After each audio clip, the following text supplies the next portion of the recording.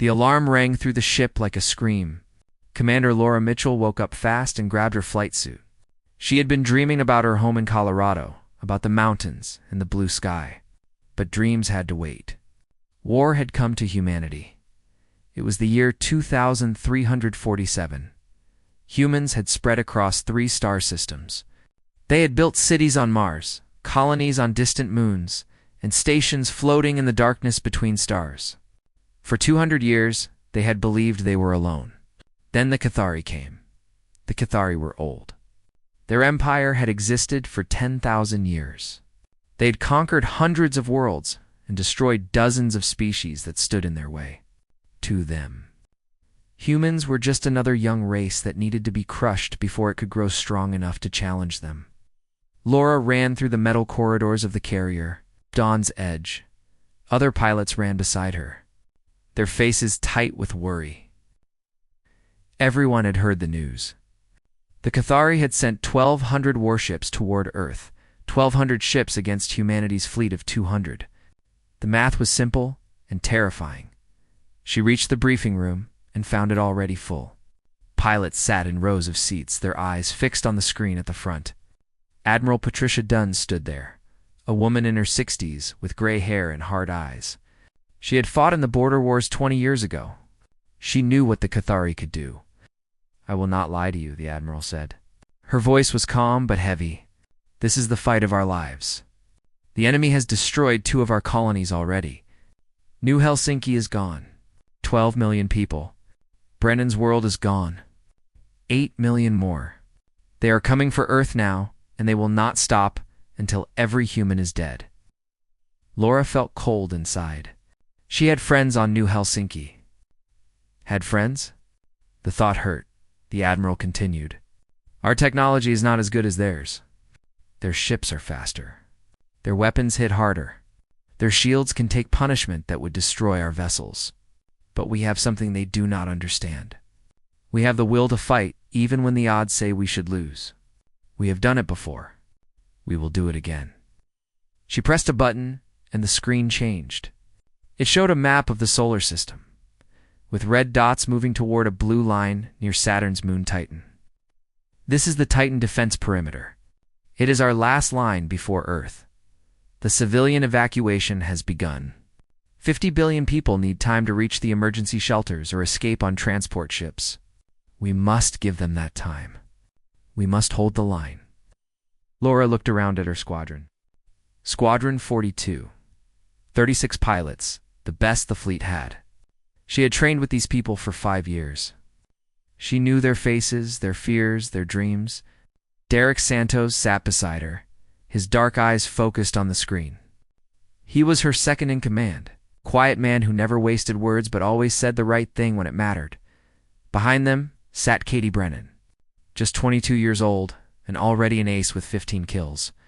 She had grown up on a space station and learned to fly before she could walk. Next to her was Marcus Cole, a veteran of 40 who had seen more combat than anyone in the squadron. His hair was going gray, and his hands were covered with old scars. But his flying was still smooth as water. There were others too. Timothy Grant, barely 20, fresh from the academy and trying not to show how scared he was. Nora Webb, who sent messages to her daughter on Earth every night. Gregory Palmer, who laughed at everything and made jokes even when things were bad. They were her family now. Her responsibility. After the briefing, Laura gathered them in the ready room. She stood in front of them and looked at each face in turn. She wanted to say something that would make the fear go away, but she knew that was impossible.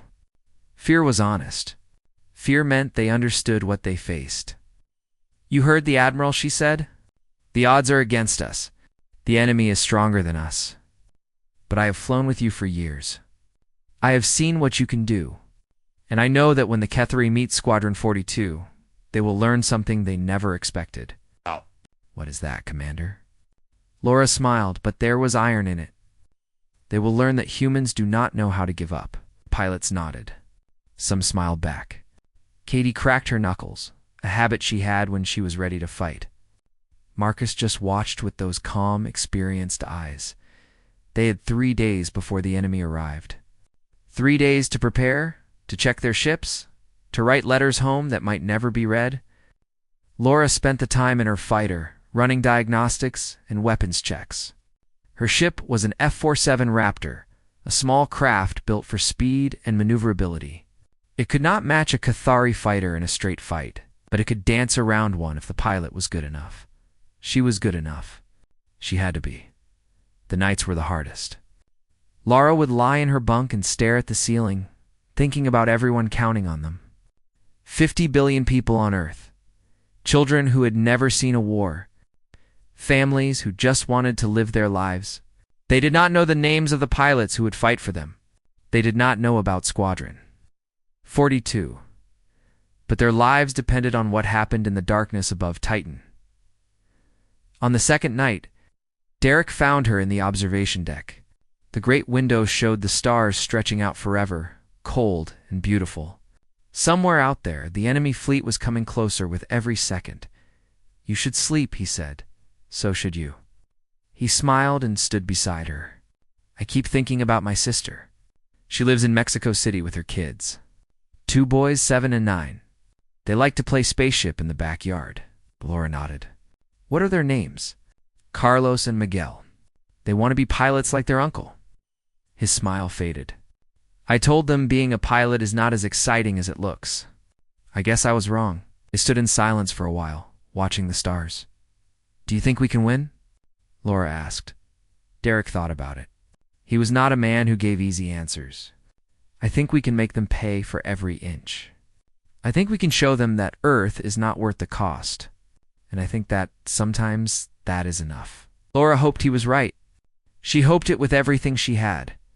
On the third day, the alarms rang again. The Cathari had arrived early. Their ships dropped out of faster-than-light travel like wolves appearing from the darkness.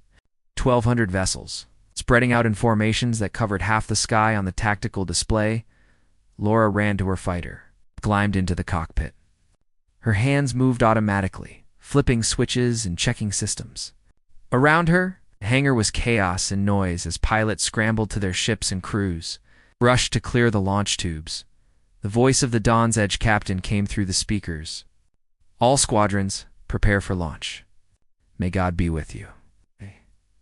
Laura closed her eyes for 1 second. She thought of Colorado. She thought of mountains and blue sky. Then she opened her eyes and gripped the controls. "Squadron 42, she said into her radio. "This is Mitchell. Form up on me. Let us show them what humans can do." The launch tube opened. She flew out into the battle that would decide the fate of her species. Space was supposed to be silent. Laura had learned that in school.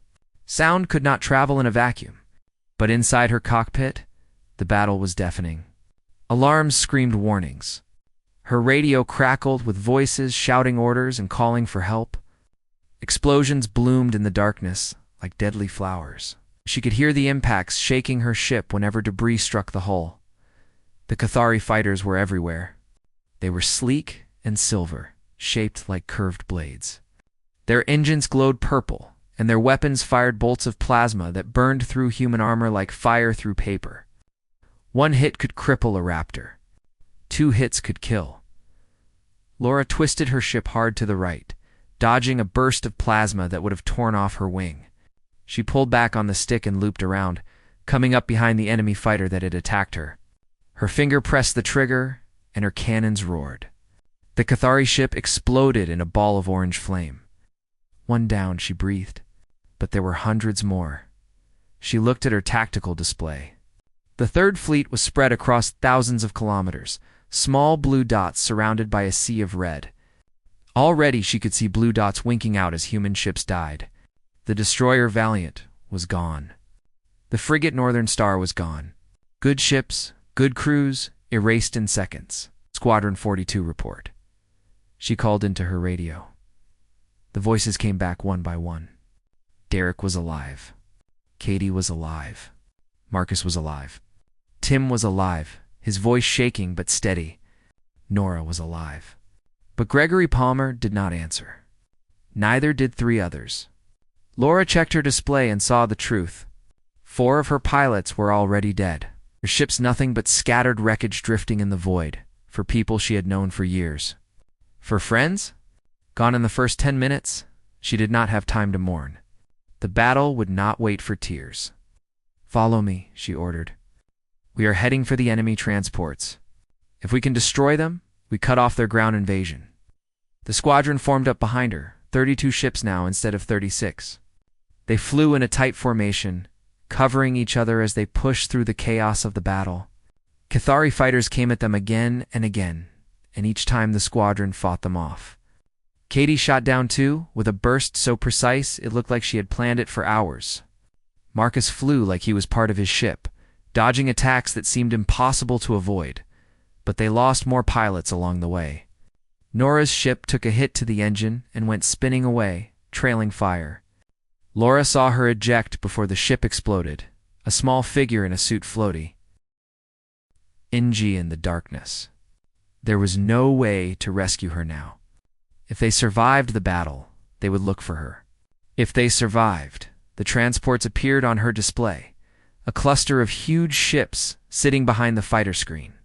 Each one carried thousands of Cathari soldiers, troops meant to land on Earth and hunt down the humans who could not escape. If those soldiers reached the surface, the war would become a nightmare of burning cities and endless killing. Laura could not let that happen. "Derek, find us a way through," she said. Derek was already working on it. His mind was strange in the best way. He could look at chaos and find patterns that no one else could see. He studied the enemy formation, watching how the fighters moved, how they rotated their positions. "There," he said. "Every 90 seconds, the fighters on the left flank shift to cover a gap in their formation. It creates an opening for about 12 seconds. If we time it right, we can punch through." 12 seconds. That was not much time, but it was enough. Laura watched the clock. She counted the rotations. She waited. Now she ordered. The squadron dove toward the gap. Plasma bolts flew around them, but the timing was perfect. They slipped through the fighter screen like water through fingers, and suddenly they were among the transports. The huge ships tried to run, but transports were slow and clumsy. They were not built for combat. They were built to carry soldiers, and those soldiers were trapped inside. Helpless Katie was the first to strike. She flew straight at the nearest transport, her cannons blazing. The bolts tore into the ship's hull, punching through armor and reaching the fuel tanks beneath. The transport broke apart in a massive explosion that lit up the darkness for kilometers. Marcus hit the next one, then Derek, then Laura herself, firing everything she had into a ship that tried to turn away. The transport's engines exploded, and the whole vessel crumpled like a crushed can.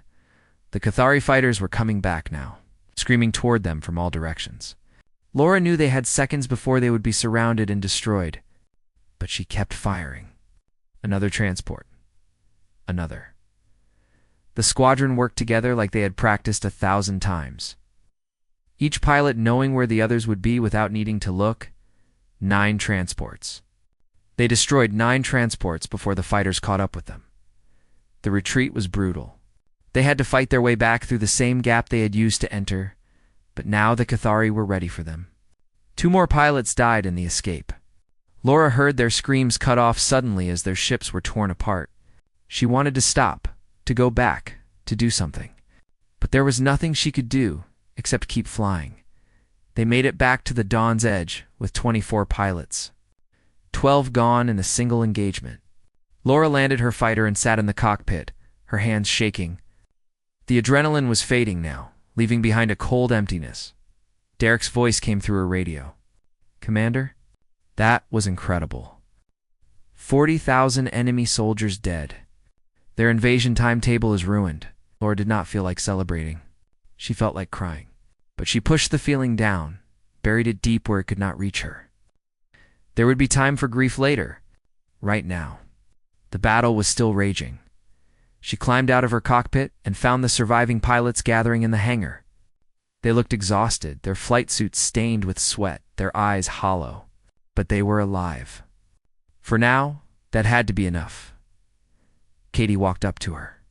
The young pilot's face was pale, but her jaw was set. "Orders, Commander?" Laura looked at her squadron. 24 pilots left out of 36. The battle had barely begun, and they had already lost a third of their people. Outside, the war continued. Ships were dying. People were dying. And they were the only ones who could stop it. "Refuel and rearm," Laura said. "We launch again in 30 minutes. No one complained. No one questioned. They just nodded and went to work. That was what Squadron 42 did. That was who they were. When the universe told them to quit, they kept fighting. When the odds said they would lose, they found a way to win.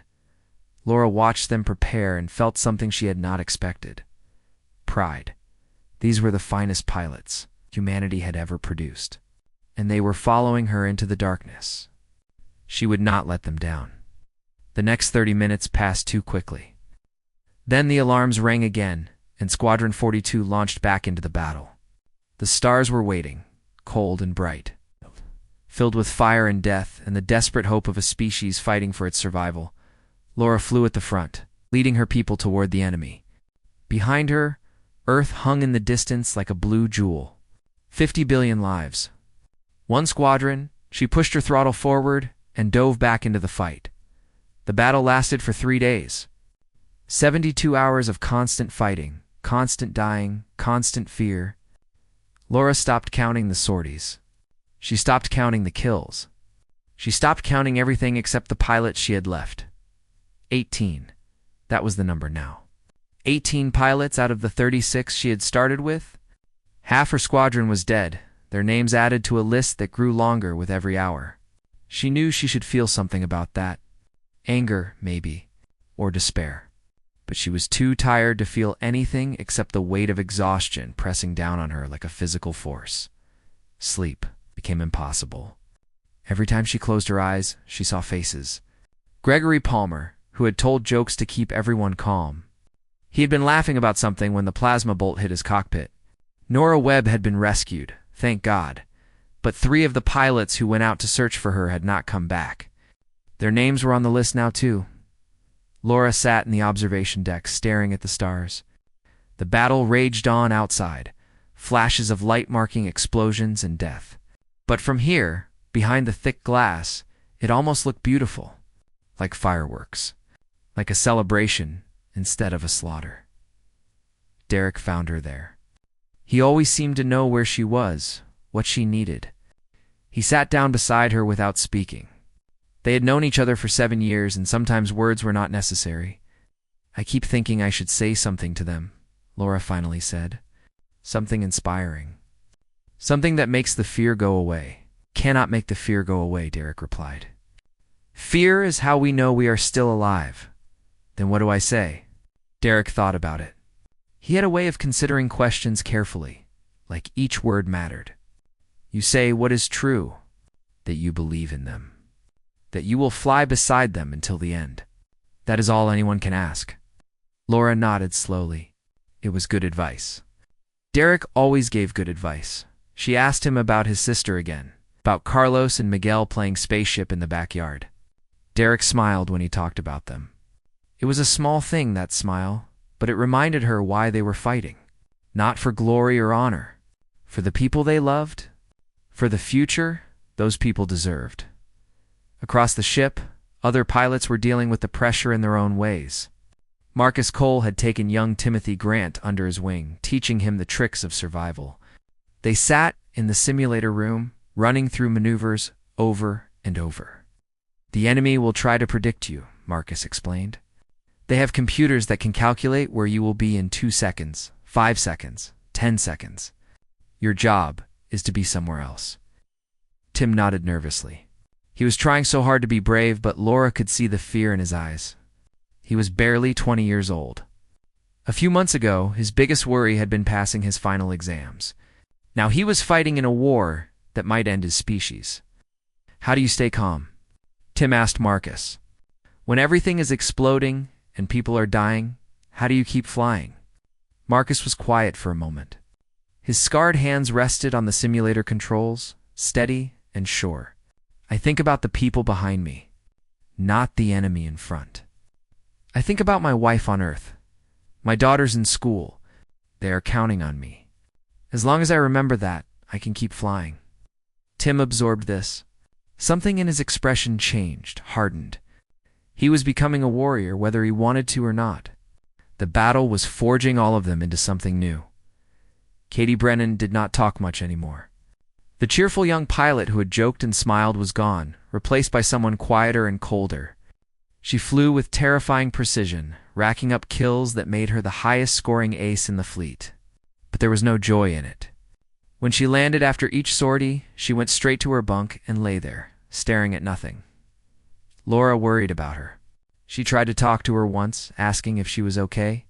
Katie just looked at her with those empty eyes and said, "I will be okay when this is over?" Laura did not know what to say to that. She was not sure any of them would be okay, even if they survived. The Dawn's Edge was falling apart. The carrier had taken so much damage that entire sections were sealed off, venting atmosphere into space. The flight deck was scarred with blast marks and repair patches. Half the elevators did not work anymore, but the crew kept the ship running through sheer determination and impossible effort. Chief Engineer Samuel Ortiz had not slept in 2 days. He moved through the engineering section like a ghost, his uniform stained with grease and his eyes red from exhaustion. When a power coupling failed during the second night, he crawled into a maintenance shaft and fixed it with his bare hands while plasma fires burned around him. The other engineers called him crazy. He called it necessary. On the third night, the Cathari launched their biggest attack yet. They had recognized that the human carry RS were the key to the defense. Without carriers, the fighters could not refuel or rearm. Without fighters, the fleet would fall. So they sent 500 ships in a concentrated assault on the carrier group. The Dawn's Edge took 17 hits.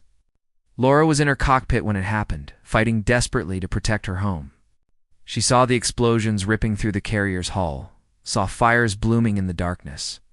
For one terrible hour, she thought the ship was dying, but Samuel Ortiz and his engineers performed a miracle. They sealed the breaches with emergency force fields. They rerouted power from non-essential systems to keep the shields online. They cannibalized parts from destroyed fighters to repair the engines. When the attack finally ended, the Dawn's Edge was still flying. Barely, but still flying. Laura landed her fighter in a hangar filled with smoke and debris. She climbed out and stood there, looking at the damage. Bodies were being carried away on stretchers. Crews were spraying foam on fires. The ship groaned around her, metal stressed almost to breaking. Derek landed beside her. His ship was even more damaged than hers, missing half a wing and trailing sparks. He walked over and stood with her, surveying the chaos.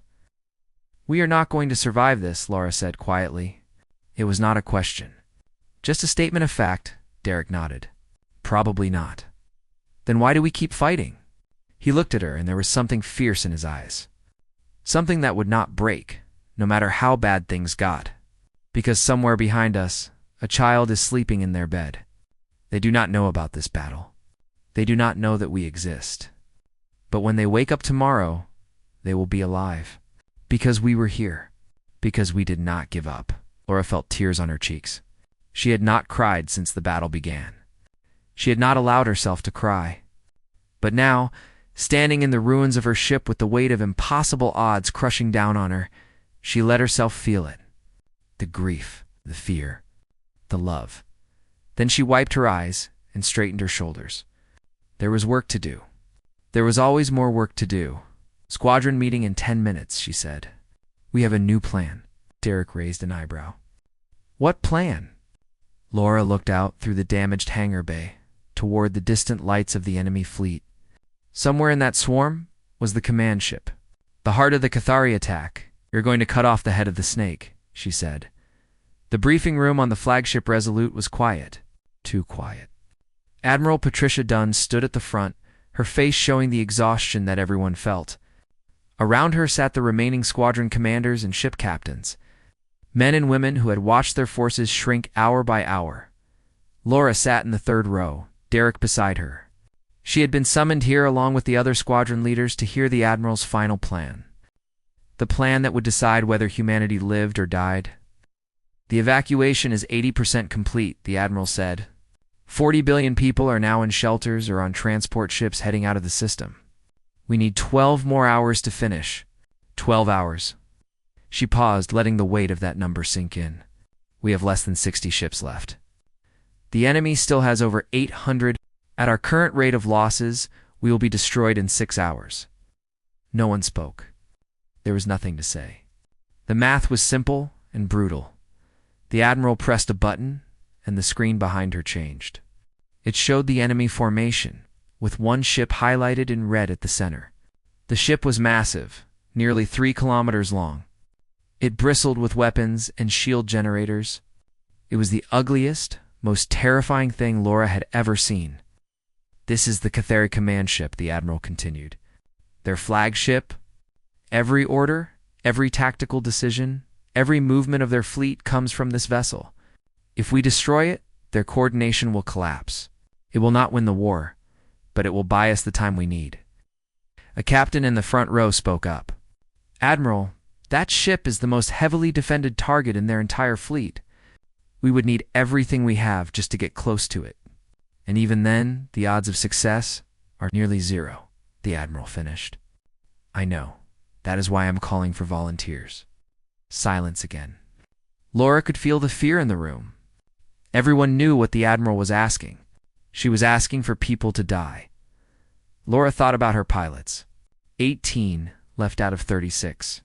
She thought about Derek and Katie and Marcus and Tim.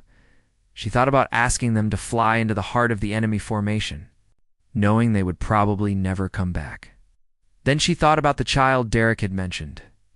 The child sleeping in their bed, not knowing that strangers were fighting and dying to protect them. She thought about 50 billion people who deserved a chance to live. She stood up. Squadron 42 volunteers. Every head in the room turned to look at her. The Admiral met her eyes, and Laura saw something there. Respect, maybe. Or gratitude. Or both. Thank you, Commander Mitchell. Are there other volunteers? 3 more squadrons stood. 12 pilots each. Combined with their 18, that gave them a strike force of 54 fighters. 54 ships against a fortress that could destroy battlecruisers. The Admiral nodded. Very well. Here is the plan. The plan was insane. Laura listened with growing disbelief as the Admiral explained it. They would fly through an asteroid field at attack speed, using the rocks as cover to avoid detection. They would hit the command ship from below where sensors were weakest. They would split into 3 groups, 1 to draw fire, 1 to destroy the shield generators, and 1 to attack the reactor core. It was not a plan. It was a suicide mission with extra steps, but it was all they had. Laura returned to the Dawn's Edge, gathered her pilots in the ready room. They looked at her with tired eyes, waiting for whatever news she brought. She could see how much the battle had taken from them. They were running on nothing but willpower now, their bodies and minds pushed far past normal limits. I will not lie to you, she said. This mission is dangerous. More dangerous than anything we have done so far. We are going to attack the enemy command ship. We are going to fly into the heart of their defenses and try to destroy their flagship. She watched their faces. Some went pale. Some nodded grimly. Katie's expression did not change at all. I asked for volunteers, and I am asking again now. Anyone who does not want to fly this mission can stay behind. No one will judge you. No one will think less of you. You have already given more than anyone could ask. For a long moment, no one moved. Then Marcus Cole stood up. Commander, I have been flying for 20 years. I have fought in 3 wars, and I have never served with pilots as good as this squadron. He looked around at his fellow pilots. I am not staying behind. I am flying with my family. One by one, the others stood. Derek, Katie, Tim, his young face set with determination. Every single one of them. 18 pilots, not one stepping back. Laura felt her throat tighten. Then let us make history. They launched at 3 a.m, ship time. The stars were cold and sharp, and the asteroid field loomed ahead like a wall of floating mountains. Laura led her squadron into it, weaving between rocks the size of buildings. her instruments screaming warnings that she ignored. The other squadrons flew with her.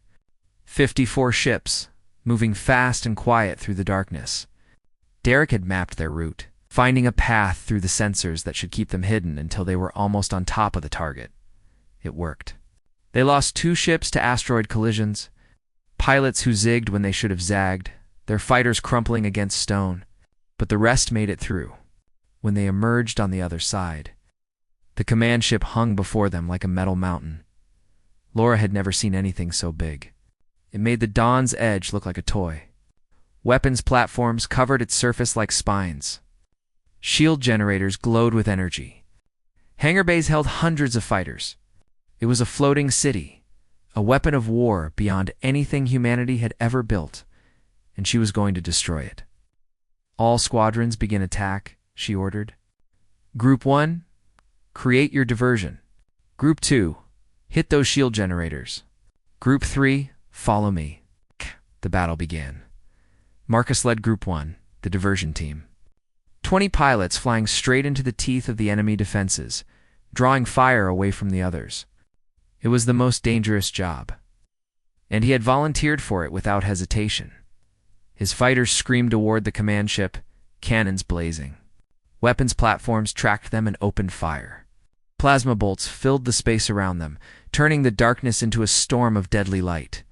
Ships exploded left and right, but Marcus kept flying, kept fighting, kept drawing attention. He destroyed 7 weapons platforms before they hit him.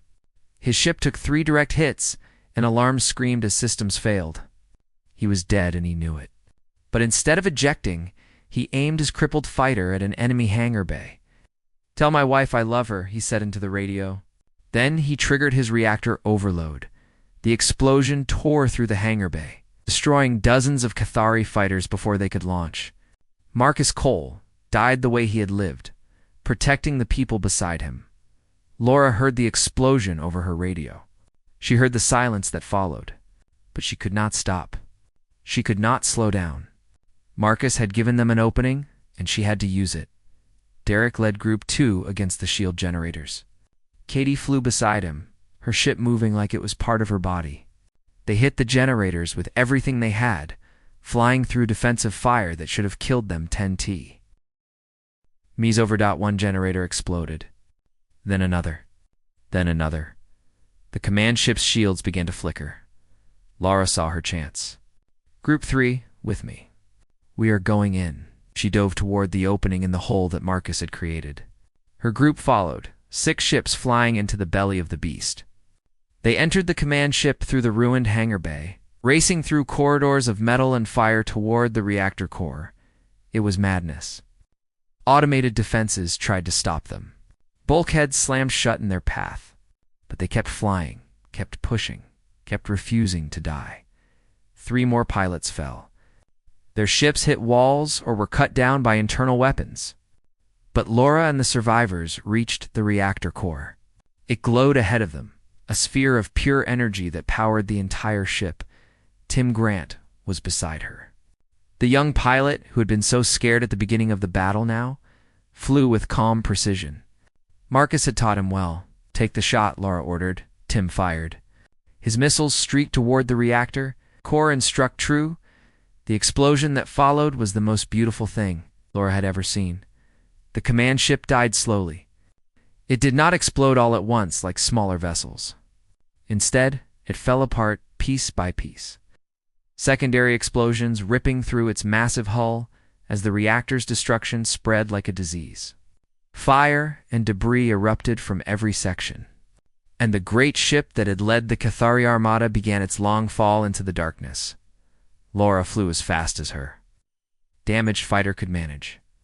Racing ahead of the spreading destruction, behind her, the surviving pilots of Group 3 followed. Only 3 of them left now. 3 out of the 6 who had entered the ship. Tim was still with her. So was a pilot named Rachel from one of the other squadrons. The rest were gone, swallowed by the fire. They burst out of the dying ship just seconds before the hull collapsed completely. The command ship crumpled in on itself, a mountain of metal folding like paper. Then the final explosion came. A blast of light so bright that Laura's cockpit automatically darkened to protect her eyes. When she could see again, the command ship was gone. Only debris remained, spinning slowly in the void where the enemy flagship had been. For a moment, there was silence. Then the radio exploded with voices. The Cathari fleet was in chaos.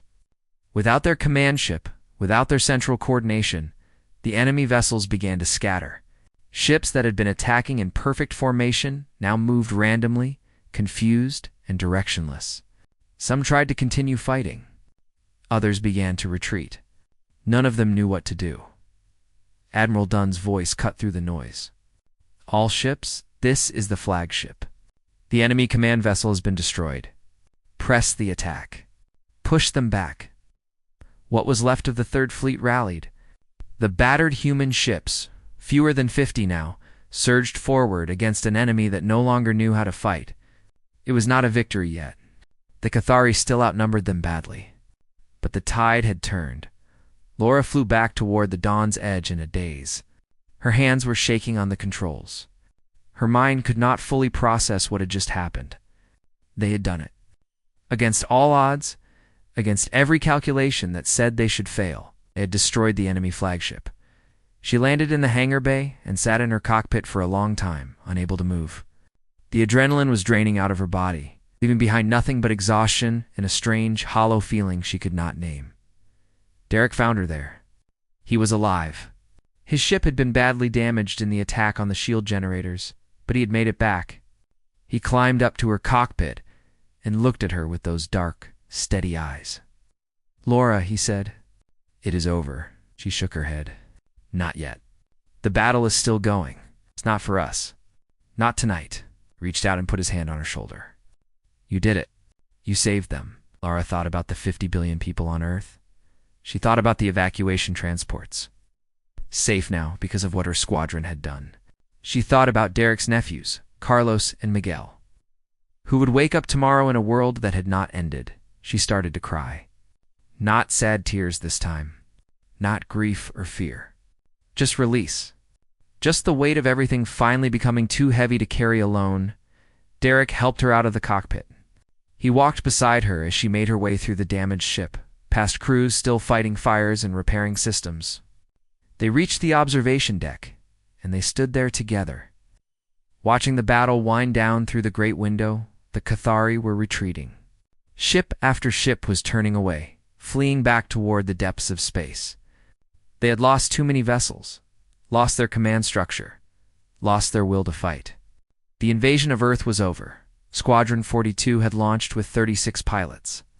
11 made it back. The losses were staggering. Laura could recite the names in her head, every single one. Marcus Cole, who had given his life to create their opening. Gregory Palmer, who had died laughing on the first day. Nora Webb had survived her ejection and was recovering in the medical bay, but so many others were gone forever. 25 pilots. 25 friends. 25 heroes who would never see their homes again. Katie Brennan walked into the observation deck. The young ace looked different now. The cold emptiness in her eyes had been replaced by something softer. She had been crying too. "Commander," she said, "I wanted to thank you for what?" Katie looked out at the stars, at the distant flashes of light where the last of the battle was fading away. "For not giving up? When everything said we should lose, you kept fighting. You showed us what we could be." Laura did not know what to say to that. She was just a pilot. She had done her job, same as everyone else. But looking at Katie, looking at the young woman who had become a legend during this battle, she understood something important. They had all become legends. Every pilot in Squadron 42, every person who had fought and died above, Titan. They had written their names in history with fire and courage, and the universe would never forget. Tim Grant found them a few hours later. The young pilot was exhausted but smiling. He had been the one to fire the shot that killed the enemy flagship. Marcus would have been proud. "Admiral Dunn is making an announcement," he said. "You should come." They gathered with the rest of the fleet's survivors to watch the Admiral's address. She stood on the bridge of the Resolute, looking into the camera with eyes that had seen too much death.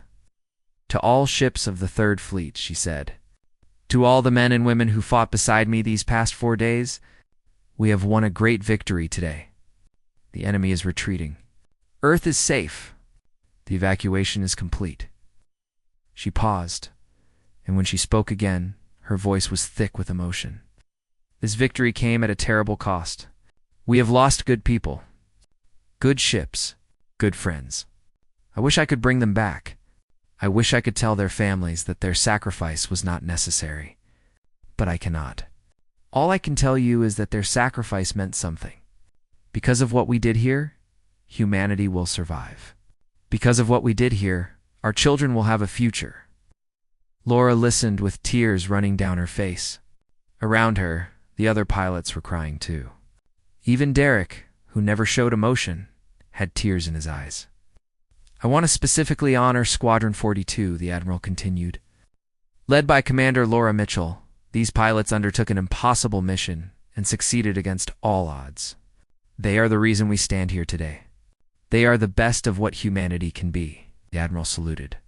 And across the fleet, thousands of voices cheered. Later, when the ceremonies were over and the reports were filed, Laura sat in her quarters and tried to write her final mission summary. She stared at the blank screen for a long time, searching for words that could capture what they had experienced. The fear, the courage, the love, the loss. In the end, she wrote only a single line. "They asked us to hold the line. We did." That was the truth. That was all that mattered. Centuries later, humanity spread across the galaxy. They built empires and forged alliances with alien species.